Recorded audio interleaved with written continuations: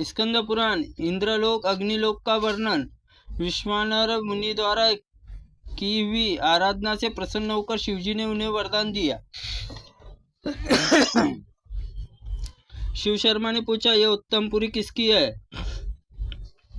दोनों भगवत पार्षदों ने कहा, महाभाग, यह देवराज इंद्र की पुरी है। विश्वकर्मा जी ने बड़े भारी तपस्या से बल से पुरी का निर्माण किया है। इसे अमरावती कपड़ा बुनने वाले, आभूषण बनाने वाले नहीं रहते, क्योंकि यहाँ कल्पवृक्ष ही सबको रुचि अनुसार वस्त्र आभूषण देता है। यहाँ रसोई बनाई का कार्य कुशल रसोइये से भी नहीं है। एकमात्र कामधेनु यहाँ संपूर्ण रसोइयों को प्रस्तुत करती है। यही सहस्त्र नेत्र वाले इंद्र स्वर्गलोक अधिपति है। उन्होंने 100 अश्वमेध यज्ञों का अनुष्ठान किया है, इसलिए ये इंद्रदेव शतमन्यु कहलाते हैं। अग्नि के 7 लोकपाल उपासकों कहते हैं। इसमें जो को भी जितेंद्र पुरुष पृथ्वी पर निर्विघ्न पूर्ण 100 अश्वमेध यज्ञों का अनुष्ठान पूरा कर लेता है, वह इंद्रपुरी जाकर इंद्र पदवी पाता है। जिन्होंने 100 यज्ञ पूरे नहीं किया, वह यज्ञ करता राजा भी इस लोक में निवास करते हैं। जो ब्राह्मण ज्योतिषीय स्टोम द्वारा यज्ञों द्वारा यजन करते, वे भी इसी लोक में निवास करते हैं। तुला, पुरुष दान आदि 16 महादानों का अनुष्ठान करते हैं। शुद्ध चित्त वाले पुण्यात्मा पुरुष अमरावती पुरी को प्राप्त करते हैं।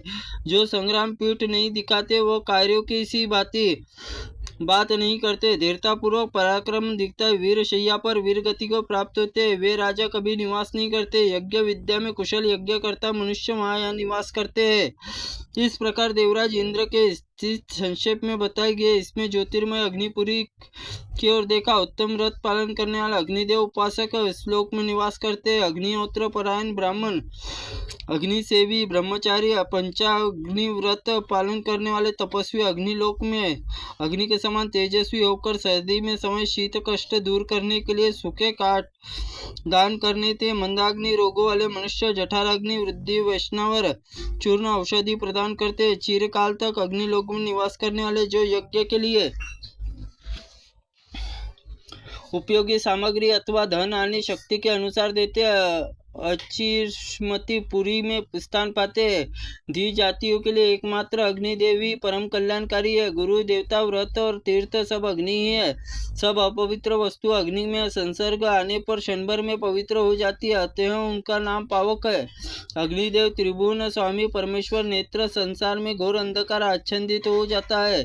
उन सब समय सिवा दूसरा कोई प्रकाशक होता है। पूर्व काल की बात में नर्मदा रमणीय तट पर नर्मर पुरुष विनाश्वर नामक मुनि थे, जो भगवान की भक्ति से पुण्यात्मा थे। एक समय भगवान शिव का ध्यान करते मनी मन बड़ा विचार करके लो चारों आश्रमों में कौन सा आश्रम सत्पुरुषों के लिए विशेष कल्याणकारक है, जिसकी बातों पालन करने पर यह लोक परलोक और सुख होता है। यही साधन श्रेष्ठ है, उसी में भी श्रेष्ठ है और उसमें सुगम है। इसी प्रकार आलोचना करते हुए गृहस्थ आश्रम की प्रशंसा की।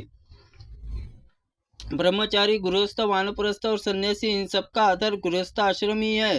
देवता, मनुष्य, पितर, पशु, पक्षी आदि प्रतिदिन गृहस्थी अपनी जीविका चलाते हैं, इसलिए गृहस्थाश्रमी पुरुष ही सर्वश्रेष्ठ है। गृहस्थ स्नान, होम अथवा दान किए बिना भोजन न कर लेता है, वह देवता आदि का ऋणी होकर नरक में पड़ता है। जो हट और लोभ भय से अथवा स्वार्थ से ब्रह्मचर्य का व्रत धारण करके किंतु मनी मन विषयों को भोगते चिंतन करता हो, उसका धारण करता है, वो व्रत नहीं समान पाया जाता। पराई स्त्री का परित्याग करके ने अपनी स्त्री को संतुष्ट रखने में ऋतुकाल के समय ही पत्नी समागम करने वाले गृहस्थ ब्रह्मचारी ही कहा गया है।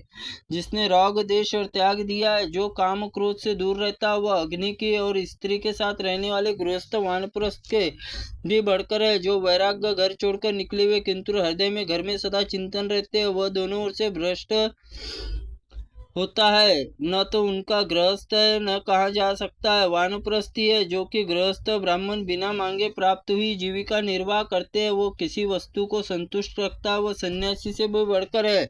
जो सन्यासी जहाँ कहीं दुर्लभ वस्तु भी मांग बैठता है, भोजन संतुष्ट नहीं होता, वह सन्यास धर्म से भ्रष्ट हो जाता है।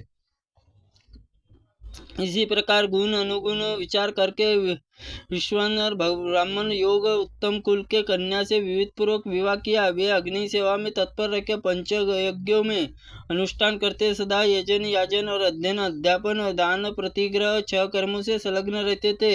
देवता पितर अतिथियों में प्रेम रखते थे। मन में संयम रखने वाले विश्वानर मुनि अर्थ धर्म काम अनुकूल समय में संग्रह करते थे। दोनों दंपति एक दूसरे के अनुकूल चलते थे, उन पर परस्पर संकोच नहीं था। वे ब्राह्मण कर्मकांड ज्ञाता थे, अतः उन्हें पूर्व काल में देव यज्ञ, मध्याह्न में मनुष्य यज्ञ, अतिथि सेवा में अपराह्न पितृ यज्ञ करते थे। इसी बात बहुत सा समय बीत जाने पर ब्राह्मण देवता भी पतिव्रता पत्नी शुचिमती के एक दिन अपने पति से इस प्रकार बोली, प्राणनाथ, स्त्रियों के योग्य जितने भोग है वो सब आपके प्रसाद ने मेरे पूर्ण भोगे है।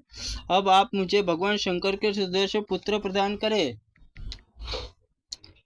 सुष्मति के इस वचन को सुनकर विश्वानर में मुनि ने क्षण भर में समाधि मनी मन इस प्रकार विचार किया, ओहो, मेरी इस पत्नी ने यह कैसा अद्भुत दुर्लभ वर मांगा है, परंतु इसके मुख से वचन के रूप में स्थित होकर साक्षात भगवान शिव ने यह बात कही है।